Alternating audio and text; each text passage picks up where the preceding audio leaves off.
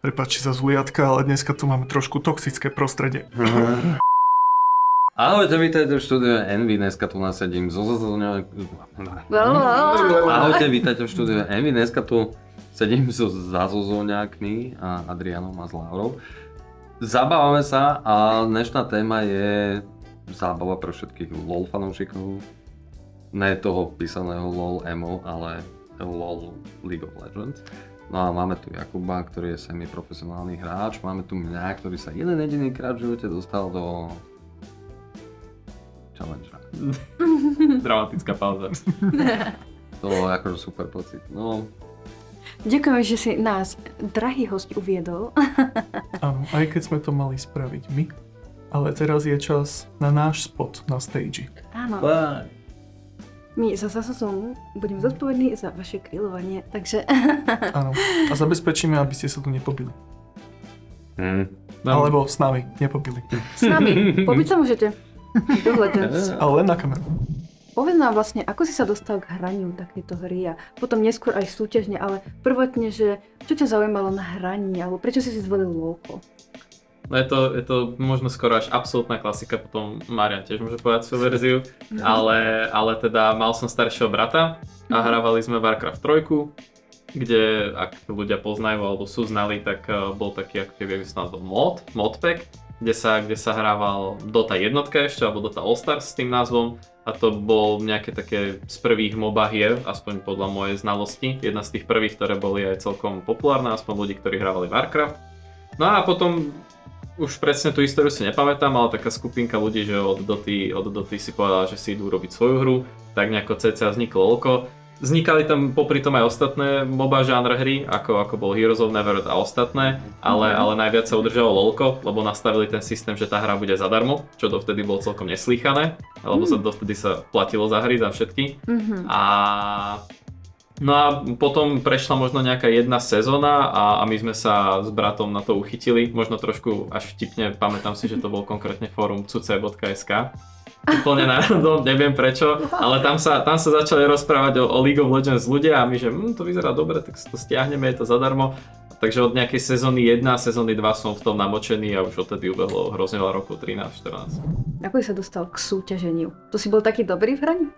Alebo ako to bolo? Ani moc nie, skôr bolo to iba uvedomenie toho, že sa to dá robiť, lebo tiež som mal vlastne celé to Warcraft obdobie, o ktorom som hovoril, tak prichádzal z čas ešte základky, kedy som bol úplný mrňous a hral som potom teda LoLko a hral som a povedal som si, ja som si vždy tak naivne hovoril, že dobre, dal som gold, už nemusím túto sezónu hrať, tak pohoda. Potom zase ďalšiu sezónu, dal som platinu, v pohode, už nemusím ďalej hrať.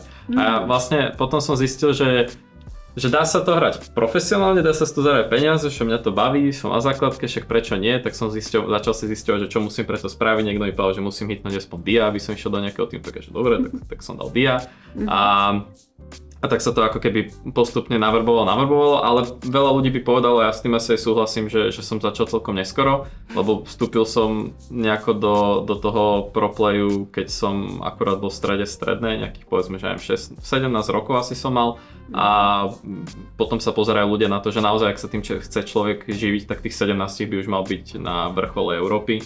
Wow. To je taký 17-18 rokov ideálne. Tak si ináč takéto dieťa nájde tým, do ktorého ide hrať profesionálne. Lebo verím, že z pohľadu rodičov toto nie je najlepšia voľba v živote ich dieťaťa. Nikdy není. Absolútne. Toto zabudne na to, že si takú otázku pokladal. Tá väčšinou tí ľudia, ktorí hrajú adolescenti a podobne to LoLko, sa svojim rodičom ani nepriznajú k tomu, že majú taký cieľ. A potom dojde k takej tej jednoduchej matematike, že zrazu sa dostaneš do challengera a dojde hotová vec. Za tvojimi rodičmi len dojde niekto s papierom, že prosím vás, podpíšete na to, že váš syn zarobí 700-800 eur mesačne. Aha, jasné, a čo vlastne robí? Goxi, tak to bolo aj u teba? Bolo to celkom podobné, povedal by som, že... Ale takto to funguje, no. Tak ono, človek, no ako som hovoril, bavilo ma to, hral som veľa, takže do toho ľudia, alebo teda hlavne mladí, keď už takto ašpirujú, tak do toho dávajú 12 hodín denne, možno aj viacej, záleží. A do toho dáš hrozne veľa času, lebo každý ti šlape po krku a tá konkurencia je veľká, lebo každé iné decko robí presne to isté. A tým pádom bolo to nejaké podobné. Ja si pamätám niečo, čo som si pamätal vlastne z mojej histórie, že nechcel som začínať na našich krajinách, teda CZSK, lebo my sme pokope Česko a Slovensko v League of Legends ako kraj pre celú Európu. A ja som si povedal, že nechcem tu úplne hrať, bolo to dosť toxické, aj tá úroveň bola celkom nízka oproti ostatným regiónom, tak som si povedal, že chcem zahrať ideálne v zahraničí. A podarilo sa mi sa dostať do Portugalska, čo bol ďalší región, ktorý bol dosť zlý, ale bral som to úplne v pohode. A podarilo sa mi, že asi celkom taká neštandardná vec, ja som sa pripojil celkom neskoro v sezóne do toho tímu a oni už mali rovno hrať nejaké play-off. Oni už mali rovno ísť hrať na ich šampionát, ten portugalský, a tým pádom bol som tam len chvíľu a už letenka, poďme do Portugalska, poďme odohrať ten turnaj a bolo to na nejakej stage a tak ďalej. A tým pádom, jak hovoril Marian, tak to nejak tak dosť podobne vyzeralo, že akože rodičia už niečo šípili a však sme sa možno nejaké 1-2 slova okolo toho padli, ale že by to išlo do tohto levelu, tak úplne nie, ale tak nezakázalo mi to ani nič, mal som to preplatené, akože z minusu som z toho nemohol vyjsť, jedine, že by v Portugalsku sa niečo zle stalo, ale našťastie nie. Jak si potom komunikoval s tými Portugalcami? A ty si aj trash-talkoval po portugalsky? Potom. Ja som určite portugalsky nevedel absolútne nič. Všetko to išlo cez angličtinu, našťastie angličtinu som mal dobrú. Úplne z ničoho nič som musel chodiť aj na doučovania na základke, lebo mi to úplne nešlo a potom už angličtina bola dobrá a vlastne paradoxne ja čo hrám, tak som jungler, zastávam rolu takého človeka, ktorý vedie ten tým počas minimálne prvej polovice hry, ak nie aj celú hru, proste hovorím, čo ideme robiť na tej mape spoločne ako tým a nejako ich vediem, volá sa to shotcalling. A tým pádom som sa vlastne toto učil od začiatku viac menej robiť po anglicky, až neskôr potom som si to vyskúšal po slovensky. Hej, to máš inak ako celkovo angličtina je ako keby taký na západnej polokúli pre LoLko oficiálny jazyk, na tej východnej je tých jazykov podstatne viac. Tam si Korejci nenechajú srať od Číňanov do jazyka a zase akože proste oni to tam majú tak nejak rozdelené. A Korea má momentálne, si myslím, aj s Čínou vyslovene monopol tých hráčov, že Faker a tí už sú tam dlho. Ľudia jednoducho ešte stále tým, že to není ich domáci jazyk a musia sa tých veľa štátov nejak pospájať sily a naučiť sa po anglicky, tak stále sa prisudzuje to, že nie sme v Európe úspešnejší v LoLku tomu, že tam vzniká nejaká jazyková bariéra, či chceš, či nie. Ale to ťažko povedať. Oficiálny jazyk LoLka je proste ten medzinárodný? Nadávky. Presne. To som chcel povedať, že invектívy. Chcela som byť korektná. Nie, ale akože normálne, akože niekoho zabiješ a ty si celý happy a potom sa pozrieš dole, čo napíš, ako to tvoja mama zomre na rakovinu, ty vole, normálne takto, že na otvore. Keď si hovoril o tom jak píšu do chatu, tak mi to pripomenulo, ja som, možno aj nedávno, tak pol roka dozadu som hovoril mame, ktorá samozrejme dlhodobo aj vie, lebo teraz už som aj viacej komentátor ako hráč LoLka pre náš CZSK trh a hovoril som jej, že mami, vieš, koľkokrát ti ľudia z celého internetu hovorili, nech zomreš? A ona, že čo? A ja som iba bol taký, že keby si vedela, koľkokrát ti to ľudia prijali a ani netušíš. A si obraňoval, ne? Hej, ale vieš čo, to ne? Či?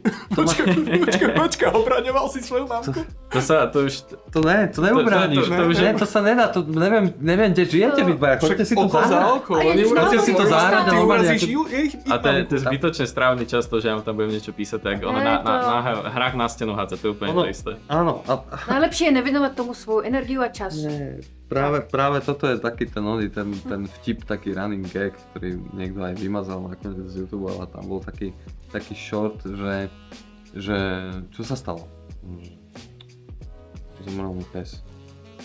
Na rakovinu? Nie.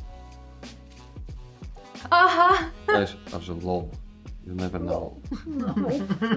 Že, ne, takto, vieš, že proste všetci si vydýchli, že dúfam, že to nie je pravda, že toľko jadieb už na mňa zoslali tí ľudia. Koxy, ty si vravel, že si jungler. Mahala, ty si vravel, že hráš za support. Jak máte radi role jedného druhého? No, čo sa týka League of Legends alebo competitive, tak by to mal fungovať tak, že my trávime veľa času spolu, naše role viac menej zdieľajú tú istú lásku a to je, že vlastne ja nemám linku, lebo ja sa pohybujem po džungli, vlastne linku má top lane mid a AD carry so supportom na bote. Takže ja nemám linku, ja hrám také trošku PvEčko, kedy si stále farmím tie isté kempy dokola, takže vlastne neinteragujem s nikým, ale potom... Zásraný kempery, no. Presne tak. Už sa ozval. Aj. Okay. Už sa to Áno, už to prejavuje. začína, už to je... Áno. A- Čas vypnutý. Ale ako sa dofarmia tie kempy, tak idem robiť niečo na mapu a v tom momente vlastne ten support robí to isté, opúšťa svoje AD carry na bote.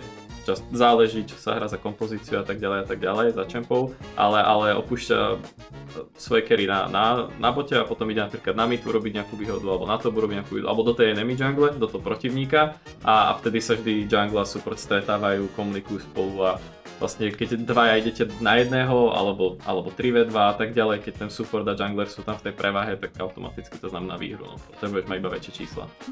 Supporti sú väčšinou tí, ktorí intujú do súboja, lebo jungler je vždycky taký ten ktorý s tými skillsetmi a tým, že vlastne hraje na goldoch je na tom lepšie aj s predmetmi aj všeobecne, tak tí supporti sú takí tí interi, ktorí sa snažia vymáknuť toho supera osamoteného alebo nejakým spôsobom tú výhodu vyhľadať a ten jungler je ten zákerný hajzel, ktorý to potom dokončí, hej.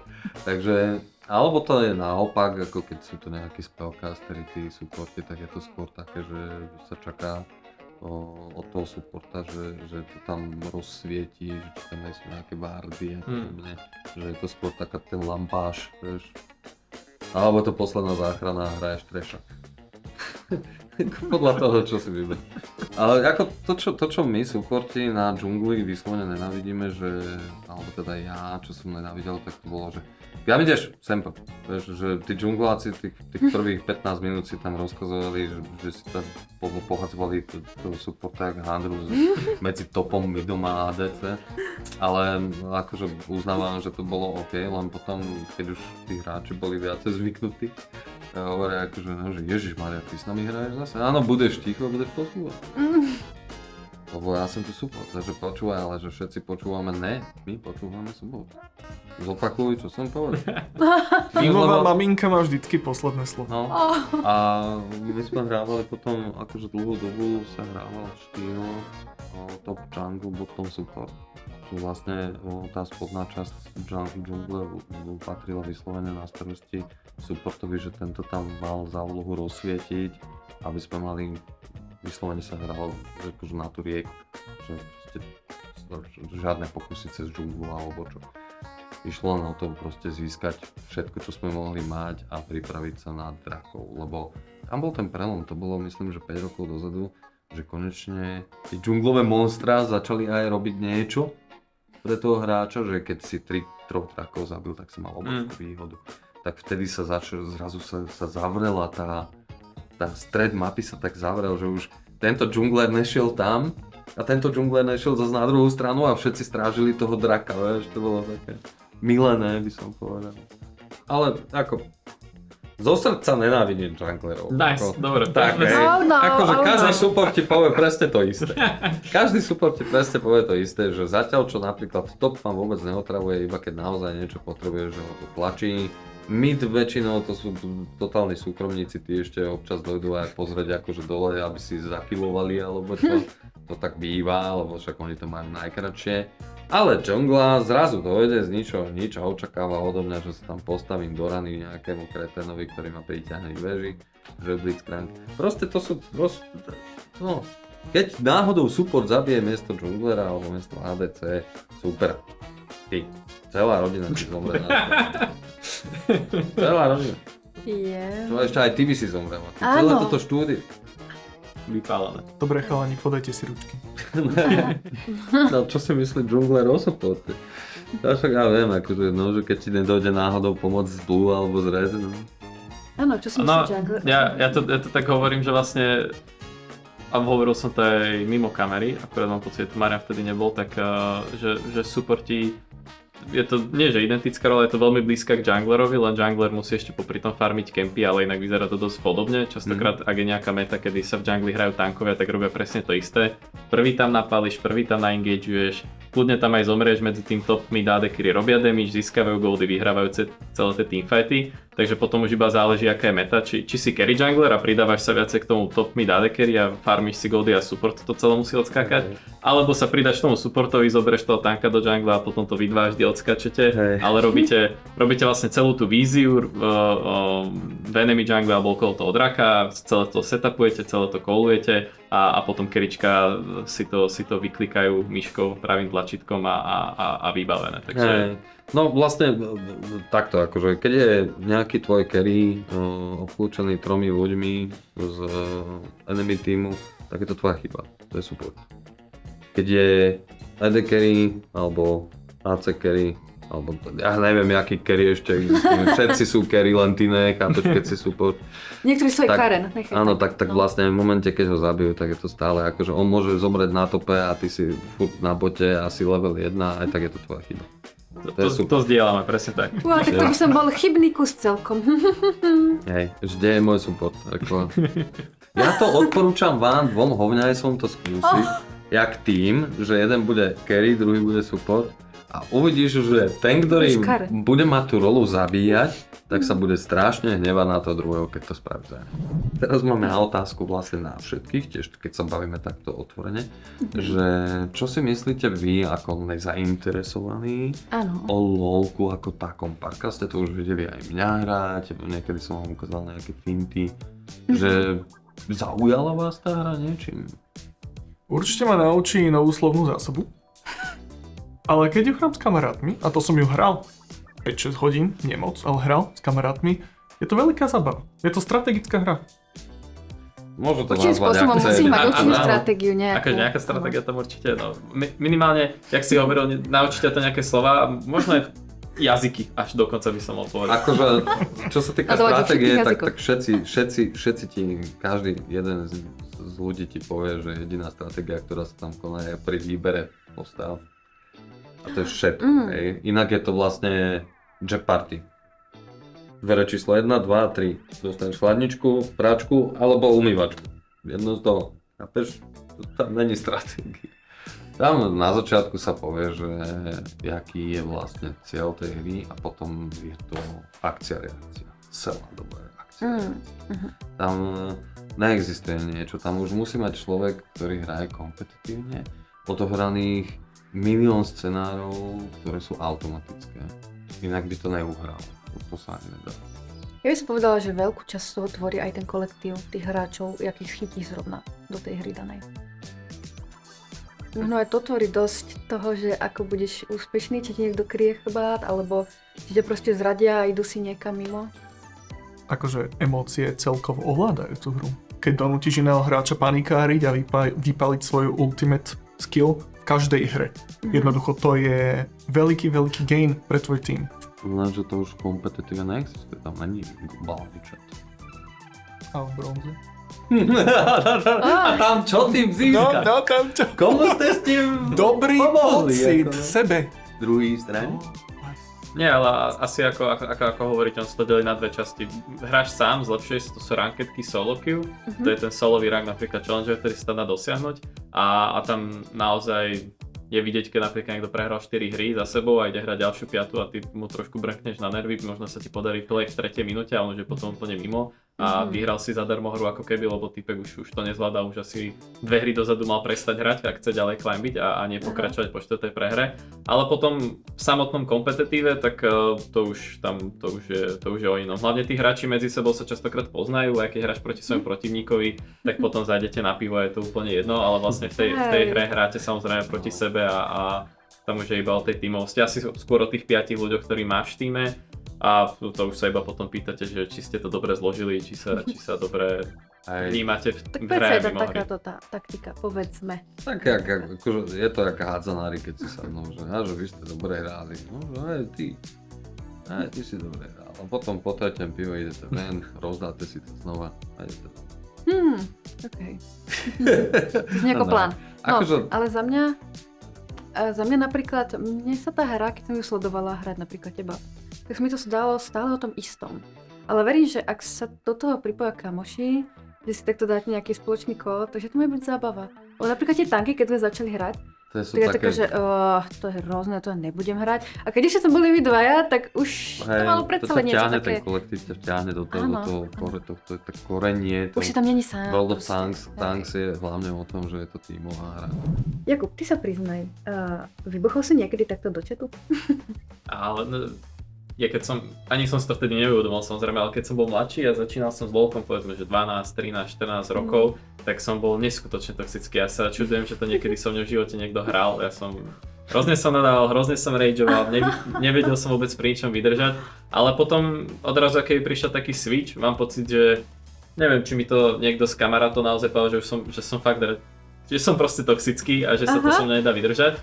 Nejak mi to vstúpilo do svedomia, ale tedy nie s tým, že ešte v kompetitíve aspoň ja razím takú cestu, že ak máš nejaké problémy, tak si to treba vyriešiť aj tak po hre, v tej hre to nemá zmysel riešiť, lebo však chce sa pokusnúť na to, že chceš vyhrať tú hru. No to ide v kompete a teda nejak ma to potom prešlo a odtedy ma to upustilo a musím povedať aj, že posledných možno nejakých 5 rokov, čo hrám LoLko celkovo, tak každú jednu hru na začiatku lomeno, mute, all. Áno, a vybavená vec. Takto sa radia profici. Ne, to není, že Aj profi mentálne, rada, to je keď aj chceš mentálne. hrať pre radosť, tak si tu predsa nebudeš kaziť nejakým. Samozrejme. Ako, tá toxicita, každý, neverím tomu, že existuje niekto, kto nebol aspoň raz nejakú takú tú fázu v LoLku, že nebol toxický, ja si to neviem predstaviť, hej. Akože ja som bol dokonca v takom rozpoložení, že sa mi ako nedarilo, napríklad v sezóne, myslím, to bolo 10, no už tak tam sa mi aj ľúbilo, akože, že dostanem sa k tomu späť a nepodarilo sa mi dostať cez gold jak support, že som musel prepnúť vlastne inú rolu, lebo jednoducho tí supporty tam boli vtedy strašne taký vymáchaný, by som povedal, že tie patche im tak ubližovali, že to musel byť kolektív, ktorý bol okolo toho supporta postavený. A tak vtedy som akože normálne mi niekto ma poslal, že kancer, akože tieto veci a normálne som že daj adresu a chvíľu som u teba. Takže tak ty si to zobral veľmi vážne aj mimo hrania. Ježišmaria, ja a ne, brat, nie je to vážne. Ne, ako boli proste aj u mňa také časy, že keď som videl niekoho, kto bol na mňa vyslovene zlý, že však tak ťa vytrtkám z balkóna, uvidíš to. Proste muselo to tak byť. Ale to je hra, to není to nič vzácne, to je taká tá choroba civilizácie. Áno, choroba civilizácie, ale musím povedať, že možno tie čety tam dávajú na schvál, aby si sa vyborili rovno v tej hre a nebrali to napríklad domov. Svojim blízkym. No, prečo by to tak nemohlo fungovať, no? Mohlo. Tak preto máme menej sexuálnych zločinov, hej? Hrajte LoLko. Čo nie? Priama spojitosť. Ty si mal robiť bulvár, ty všetko prekrútiš. Začala si. Ale. No. Môžeme pokračovať. Wow, si žďuchla, tak ideme žďuchať do nej. My sme sa bavili o tom, že ty aj komentuješ. Čo obnáša komentovanie týchto loliek? Lebo ja by som sa normálne že pridal, že zakomentovať to, ale ja by som tam dal takú paru. Drsnejšie. Určite musí skrotiť svoju slovnú zásobu. Záleží na akom kanáli si.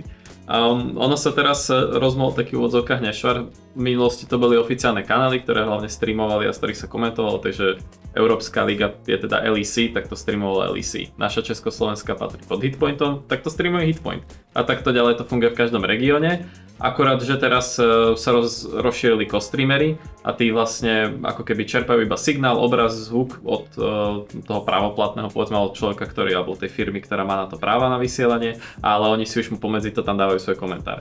A oni sa tam už rozprávajú s chatom, je to také uvoľnenejšie, je to taká kecačka. Tam si môžeš hovoriť samozrejme čo chceš, ale potom na tom oficiálnom vysielaní tak človek musí byť slušný alebo nejako, aby to išlo v súlade so sponzormi hlavne, povedzme.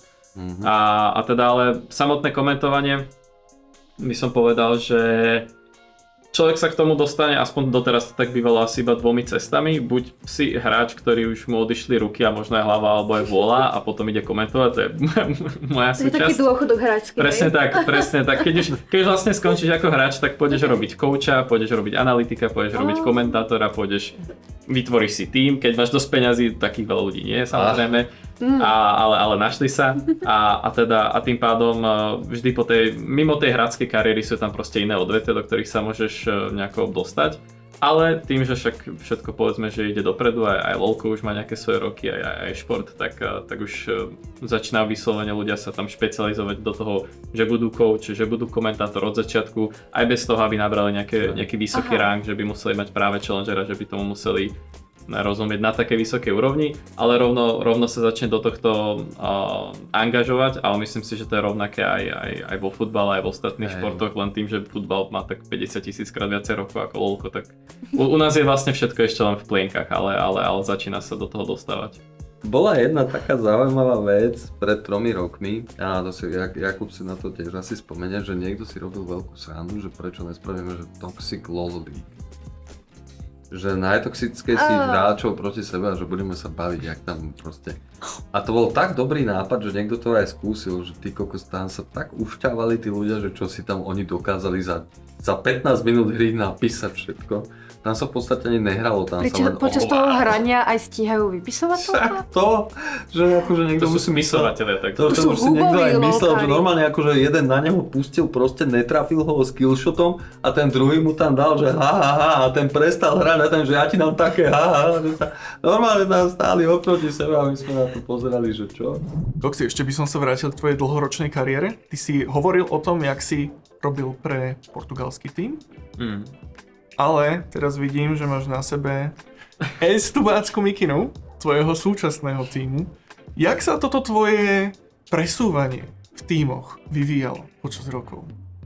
No ono to malo celkom jednoduchý a logický spád, ale teda aj vzrastal potom aj spád. Teda, jak som hovoril, to Portugalsko prišlo niekde v strede strednej školy. Takže kým je ešte stredná, to je pohoda. Väčšinu času je na vysokej, ale ako náhle začala vysoká, tak som si povedal, že to dám nabok a viac menej budem hrať iba za STUBu, čo je naša študentská organizácia na STUčke, ale aj športová, kde sa hrá všetko, nie iba LoLko, ale tak ja som bol zastupiteľ LoLka, aj kapitán tímu. A to už je také univerzitné hranie, najviac kde to môžeš nejako postúpiť je, že hráš proti ostatným univerzitám v Európe, že máte ako taký európsky šampión, ale proti ostatným univerzitám, kde tiež narazíš na nejakých ľudí, ktorí hrajú profi, ale už sú na vysokej, takže to je také najvyššie. Ale samozrejme nie je to tá Európska liga, nie je to tá Československá liga a to všetko viac menej bolo v priebehu tých povedzme 2-3 rokov, tá stredná škola, možno ešte začiatok vysokej. A v LoLku, aspoň väčšinu času to tak bolo v minulosti, možno teraz, ani nie, doteraz to je rovnako tak. Jedna sezóna, alebo takto, jeden kompetitívny split trvá väčšinu času 3 mesiace a teraz v novodobom LoLku sú 3, v minulosti boli iba 2. Jar, leto, teraz je zima, jar, leto. A väčšinu času tie 3 mesiace si strávil v jednom týme, ďalšie 3 mesiace v ďalšom týme a tak toto pokračovalo. Takže ja som tiež za tie 2 roky prestával, neviem, nejakých 5-6 tímov alebo za 2 dačo a ohraješ sa tam ten jeden split. Ale ak aj vyhráte, tak väčšinou času sa obmení ten roster tých ľudí a tým pádom začneš skákať z jedného týmu do druhého, takže ja som začal v Portugalsku, išiel som do Nemecka, potom Belgická, samozrejme stále som bol u seba doma za kompom, že to akorát sme vybiehali, keď sa išiel hrať nejaký turnaj alebo niečo. Ale hrám to celé z domu, lebo sa nehral som v takých organizáciách, že by som išiel rovno do gaming house, som si musel dorobiť školu, takže to ide ruka v ruke. A potom už keď tak to som hral v zahraničí a hovorím, nastúpil som na vysoko, tak som povedal, to dám nabok.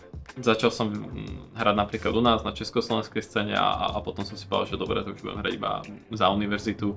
A prekonul som sa napríklad k tomu komentovaniu. Aj som niečo koučoval, ale v tom som sa úplne nevidel. Tiež do toho musíš narvať hrozne veľa času, ak to chceš robiť dobre. A nejak tak som zistil z tej pozície, ako som jungler a ako som shotcalloval a hovoril všetkým, čo mám robiť, nie že logický krok, ale teda od toho komentovania som nemal ďaleko. Len nebuzerujem svojich, ale buzerujem ostatných a ja to už nemusím vlastne hrať. Takže tak to nejak teraz vyzerá. Zase na nie líbíš. Taká príhoda, ktorá sa deje dosť často, o tom by sme sa mohli rozprávať, veľa príhod existuje a či už na lankách našich československých, ale aj zahraničí. Teraz najčastejšie, čo sa deje, a to sa teda netýka brandingu, ale týka sa to pauz v hre. Teraz veľmi často, a doteraz sa to ešte stále deje, že hráči, ktorí sú za kompom, oni tam majú proste tie stoly rozložené a sú 5 vedľa seba a tak hrajú spolu. Či už hrajú, nie v gaming house, ale skôr na stage, tak keď hrajú takto na stage a sú za kompami, tak vlastne človek by si povedal, že sa nič nemôže stať. Až na jednu vec, ktorú vám aj v škole všetci hovorili na informatike, nenoste si jedlo a pitie k počítaču. A ja doteraz ešte som nepochopil, oni im to stále povolujú. A na začiatku to bolo aj vidieť, to bola normálna evolúcia. Na začiatku si tá norma mohol mať proste pitie. Miliónkrát to prehodili na klávesnicu, alebo proste to zhodili, tým pádom automaticky dáš pauzu, tým pádom automaticky máš delay na vysielaní, ľudí to nebaví sa pozerať do pauzy, samozrejme chceš hrať a tak ďalej a máš aj sled, za koľko by si to chcel ubehnúť celý ten stream alebo vysielanie, takže akože vždy to je zlé, ale je to ľudský faktor. Ale tú vodu tam môžu mať. A potom sa iba pozeralo na tých kamerách, bolo iba vidno, jak tie poháre sa ako keby upgradeovali, aby to bolo viacej blbozdúrne, aby to proste nemohol vyliať. Ale a vlastne do dnešnej doby to stále funguje tak, že tam naozaj má so zavretým viečkom proste normálne plastovú fľašu, aby sa s tým nedalo skoro nič spraviť a stále to vedia vyliať a stále kvôli tomu máme pauzy a potom pri komentovaní sa rozprávame o tom, čo sme mali včera večer na obed, lebo čakáme na typka, ktorý teraz vylial pitie na stage. Lebo voda je mokrá, hej. No, ale ne, ako to... dá sa polemizovať o tom, či to spravili na schvál.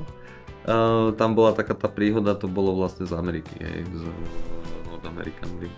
Tak tam bol vlastne chalan, ktorý neznášal svojho akože kapitána svojho týmu, ten hovoril, akože prestaň už vylievať tú vodu, že už stačilo, ne, a všetci akože to zobrali tak natvrdo, že naozaj vylieva, ne, a on povedal, že ale že on za to nemôže, že naozaj, že on proste, keď si ide pre tú onu, tak on má také tunelové videnie, že stále sa pozerá na hru a nevie to uchopiť, že naozaj občas vyleje, hej, ale on už akože normálne povedal, že prestane už vylievať tú vodu, lebo normálne ťa nakopem do ryti alebo podobné veci. A potom on aj povedal, že dobre, že vzhľadom k tomu, že to chce akože, aby mal tolerantnejší tým, tak si zobral takú kapsičku. Normálne takto, ako tam bola napustená voda, tak to bola hadička okolo ucha. Áno, sú také, je zatočené. A všetci akože, a on to ako normálne, ak si to dával, tak všetci, že vyhoval. Ale bývajú také šiltovky, kde máš takto fľaše a takto stávaš. Áno. S pivom. A taký, áno, a presne čempión v League of Legends má taký skin. On je normálne Olaf a on sa to volá Brolaf, tuším sa volá. A je to presne tá čapica s tým pivom. Myslím, že to bol on, ale akurát, že tento to tak spravil. Ale akože tých príhod je milión, napríklad akože čo korejskí hráči akože mali výhovorku a oni to mali dovolené, že počas hrania akože sa ti môže stať taká vec, že potrebuješ si odbehnúť na záchod. Vtedy trvali hry Barkry aj hodinu 10 minút. Minulosti to tak bolo. To bol taký proste čas. A niektorí jednoducho však zabijem ich za 20 minút, tak skončíme za 20 minút, vieš, ale keď už 3/4 hodinu ako stepuješ jak debil, tak proste to pauzne, že dojde k tebe akože Game Master a ty ho iba odsunieš pre a že odchádza. Tak ten už pochopí ako. No ja som teraz... že povie, že majú nejaké vracuško niekde tiež. Počkaj, no, toto bola tá pointa, že ten organizátor tých stretnutí, týchto hráčských hovorí, že no, že asi tu nás založíme takú vec, že budete ako kozmonauti, normálne vám dáme plienky. Aby ste mi preukázali, že tá pauza bola opodstatnená, lebo s tou vodou je to jednoduché, tá voda sa vyleje na klávesnicu. Ale jak ja na záchode zistím, že si bol naozaj píšať? Ne, dôležitý. To už je moc, vieš, to už je cez hranicu. Človeče, plienky, poháriky, čo sa nedajú vyliať, to je úplne jak pre batole. Áno. Ne, to sú povinnosti jak pre kozmonaut. Ešte podbradníček, keď peníš moc. Tam majú to isté, oni majú misky, ktoré sa nedajú prevrhnúť, sú pricucnuté na ich podložky, na ich sedatka. Ale oni nehrajú LOL. Ja viem. A nie, to tak proste evolučne z toho tak vychádzalo. Proste, jak sa hrá, tak ľudia prichádzajú na problémy, ktoré sa dejú, no. A nejako to musíš fixnúť. Máme rozlučku so slobodou. Teda hračkou slobodou. Ja som to tu uvedol, tak mám lúčiť aj? Nie. No tak poď. Musíš. No teraz budeš čakať, jak na tej pauze obliali Nie. klávesnicu. Ale prestaň. Áno? Lebo tá voda môže byť na tebe tentokrát. To je tiež pauza. No. Nie, budeš tu oblievať. Dúfam, že sa vám páčila ochutnávka tohto nádherného sveta League of Legends. Ešte raz ďakujem, Jakub a náš permanentný rezident štúdia Mahala, že ste tu prišli.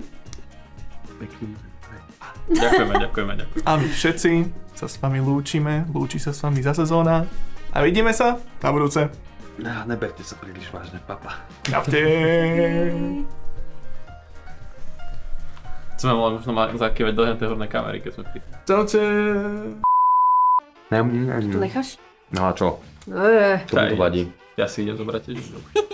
Ale nie, môžeš. Ok, takže uvidíme za Pohodličko. Tak ma tejto pár time musí byť nájom. Však dajte, Takže tak povedz pohára si všetky dajte. svoje tajomstvá. No jasné. Tak rozmýšľam, no skús byť. Lebo ja som takto väčšinu. Keby sa opieram, tak som... No je to tesné. Au, kurvo! Joj. Elektrošoky mi Aspoň niečo ťa kúpe. Riešil sa voice chat, že v LoLku, ale ešte to stále nebolo úplne Taký jednoduchý. To je nebolo by to... tretia svetová vojna, to Prekričané. sa nebude robiť. Ne, jak psi majú tie tlačítka na Instagrame, že help, food, support. Vieš, že proste také úplne jednoduché dva pedály, help, support. To by bolo úplne ideálne na túto hru, chápem. Nemci sú sterilní, no. Nemci, akože oni... Jedného tu máme posadeného. Oni- Tuto, áno. Oni tým svojím spôsobom, oni komunikujú medzi sebou a väčšina Nemcov má, čo tam? Nebudem si vyberať predsa tú pornoškolu holandskú. Oh, Do Japonska na to lolko.